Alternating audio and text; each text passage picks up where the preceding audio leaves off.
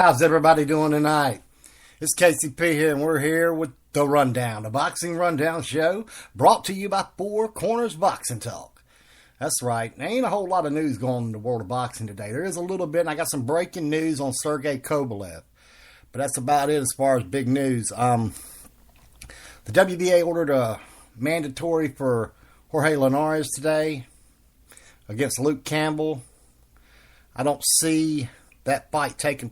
Linares is set to come back according to Gomez. I interviewed Eric Gomez been about 2 weeks ago whenever the Salido situation was going on with Tank Davis and Lomachenko and all that. And they were trying to get Salido to come up to 135 and fight Linares. And I'm talking about like September 23rd.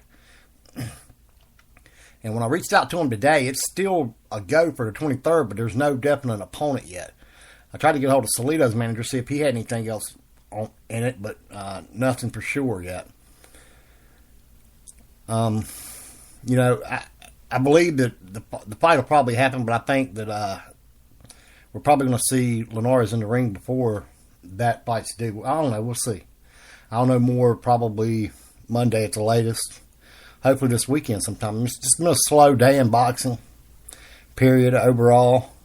I think I posted somewhere today in one of the groups that the boxing news world today is moving about as fast as OJ's Bronco chase.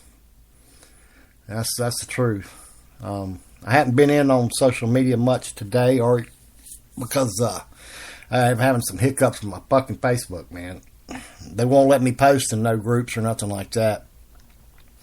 And I'm sorry if anybody out there wants to hear it or whatever, misses it.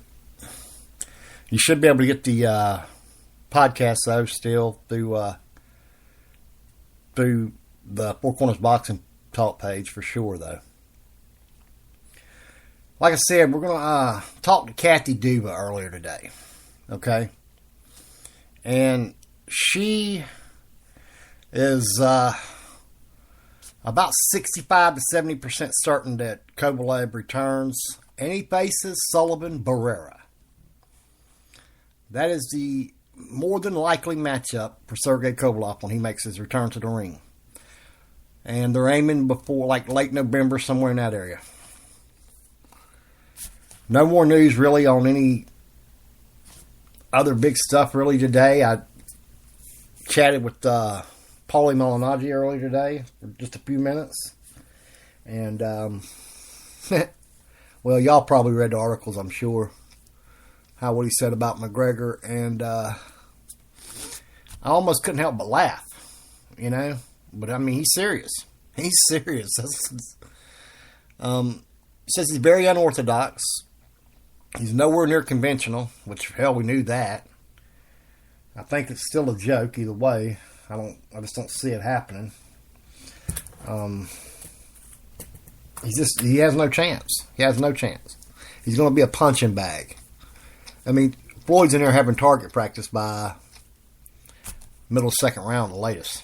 Well, I mean, think about this, guys. And I know all boxing fans already know this. The most accurate puncher in the history of the CompuBox era. Now, granted, the CompuBox era only goes back about 30 years, around 30 years. All right?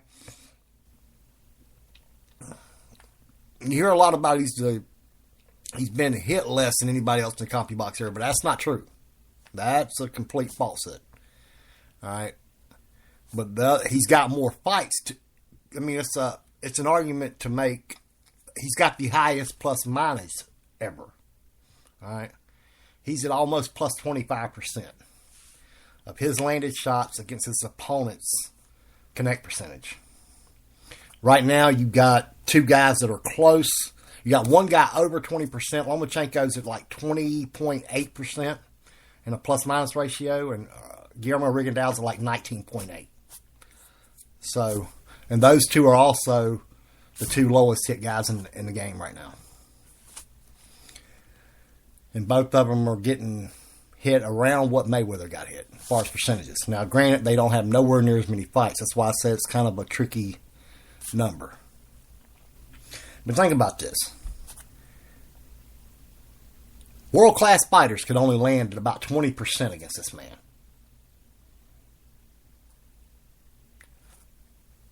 But yet he landed at 40 to 45% against them. It's not whether McGregor can hit him or not. Fucking world-class fighters couldn't hit him, so we know McGregor can't hit him. That's settled. This is a matter of will he stop him, and when will he stop him? Not if he'll stop him, but when will he stop him? He will stop him as soon as the referee decides he's watched him tee off on Conor McGregor's head enough. I don't know if he's got the power to actually knock him out in one punch. Now, he can place a well-placed shot, especially against somebody with no boxing experience. But I don't know if he's got the actual power to, finish him in one shot. But he will land at an ungodly rate against this man. An ungodly rate. Floyd's advantage is this, is everything he shows you, he's able to hit you off up. Most guys, when they turn or pivot, a lot of guys ain't able to punch from every move, from everything they show you. He can. And he can land from everything he shows you. Okay? So by the middle of the second round, maybe start the third, midway through the third, somewhere in that area, and maybe as early as in the first, this thing goes completely sideways and becomes a slaughter. I would expect him to land 60+% of his punches easy. Floyd. I'm not sure who the referee's going to be yet. It don't really matter about the judges. But it's going to be brutal. It's going to be brutal. Alright? That's really all the shit I want to go follow this fight. And y'all can buy into Paulie's shit if you want to or not.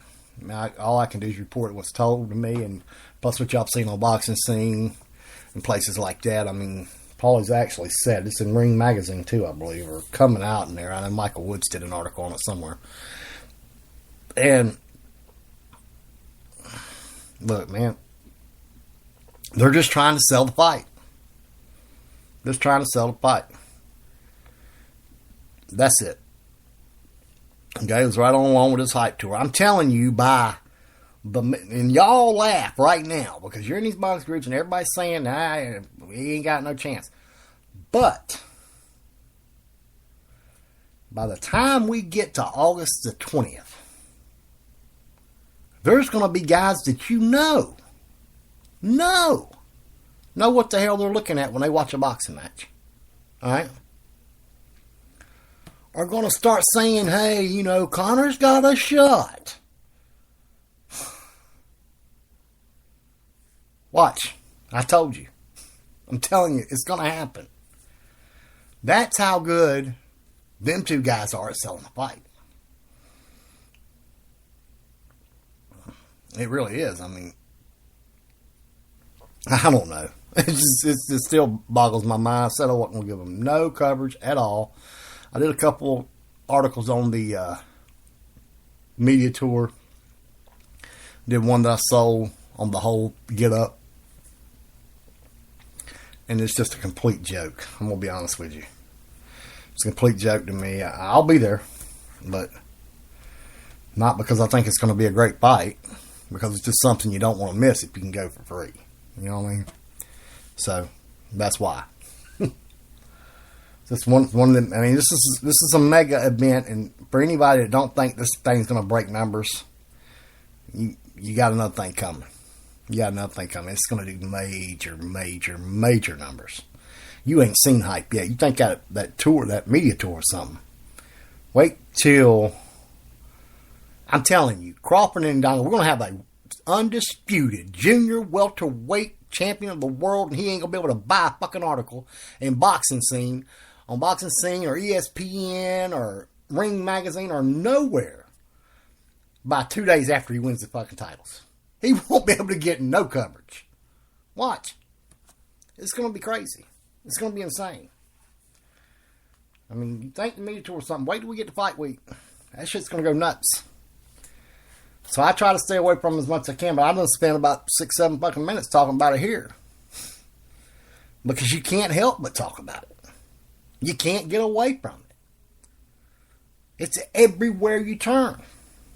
I bet I could go on Facebook right now and I will see, if I check the little group setting they got, if I pull up 10 posts, I'm going to bet you 6 or 7 of them's about that shit. That's insane. That's insane. When you've got the biggest spike that could be made in boxing, got made back in May. And it's and it's 3 weeks to the day after this one. And that some bitch ain't getting hardly any coverage. Michael Woods did an article today with Abel Sanchez, and it's okay. I mean, Mike Woods is a great writer. He's a good writer. Great writer. He writes for New York Fights, writes some stuff for Ring Magazine. And just Abel talking about how everybody will call Canelo a bum after the fight and stuff like that if Golovkin does what he believes he'll do. And what I believe he'll do too, by the way. So let's move on. Let's touch a little bit on the Kovalev Barrera thing. Like I said, I talked to him earlier. And it's looking likely. I think Boxing Scene ran an article earlier on it saying that Barrera was a possibility. One of several opponents under consideration. Yeah. My biggest thing is this. I don't really... I don't know what Kovalev we're going to have now. I really don't. But I do believe that if I was Clemens, I would go with Barrera. I try to get him in there if I couldn't get Stevenson, of course, which that's not going to happen. I would get him in there with Barrera. Find out what you got right now. You know? Find out what you got right now. And I know he's got a new trainer coming in. We'll see who that is. There's a couple guys that's offered to work with him. Even Virgil Hunter. But I believe he may end up going back to Sanchez. I think that's a possibility. I don't know. Abel didn't want to say nothing about it today. So, but we'll see. All right. Time to answer some emails here. This is from Joseph. And I can't pronounce this damn something New York. But do I believe Manny Pacquiao was robbed? No, Joseph, I don't believe he was robbed. Did I score the fight in his favor? Yeah, I scored it 115-113 Pacquiao. That goes back to like the first Ward Kovalev fight. I mean, it can go. That fight could have legitimately went either way, just like Golovkin Jacobs. Okay. Now, the thing about judging a fight and watching a fight is this. All right, is you have a preconceived notion going into the fight, and if that's not happening, all right, if that's not happening, then people tend to score the fight the other way. Judges are not. I mean, judges have. It happens to judges too. Happens to judges too. They're only human, man. They're only human. If what people believed was going to happen ain't happening, then they have a tendency to score the fight the other way. But, that's why I feel like you've seen this. I think, what did you see? Was it a damn 117 to 111 card or something like that? I can't remember. It might have been 116, 112, but that's why. It wasn't because Jeff Horn won 9 rounds. Come on. That is not what it was. It was because they expected Manny Pacquiao to walk in there and completely dominate Jeff Horn. Horn brought a good game plan. Him and his trainer and his team brought a good game plan into that fight. And it worked. It worked. I do believe Pacquiao dominates him if they go back to a rematch, though. The fight comes back up, and I think it will. I think it is going to happen. Not really getting nothing out of him right now, but I do believe it'll happen. That rematch will happen.